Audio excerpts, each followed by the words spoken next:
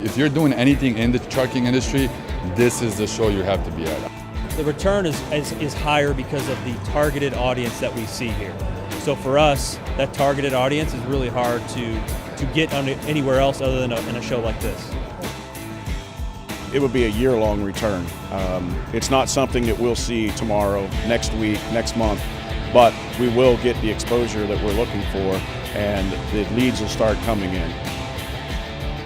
Mid-America Truck Show allows us to interact with the owner-operator, interact with key suppliers, interact with other OEs.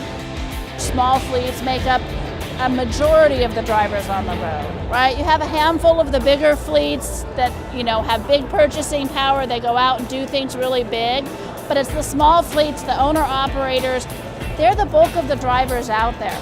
Coming to Matt's is really one of the only places that you can get your hands on them. I go to a lot of trade shows and they're not well attended. Matt's is a really well attended show and it's worth our investment. We get to meet our customers face to face, the most amount of customers in one place that we can find. It's a great opportunity to get in front of our industry and show what new products we have in one gathering place. Our return on investment is massive. Lots and lots of face time with customers, like I mentioned, lots of feedback, and in turn, opportunity to work with them.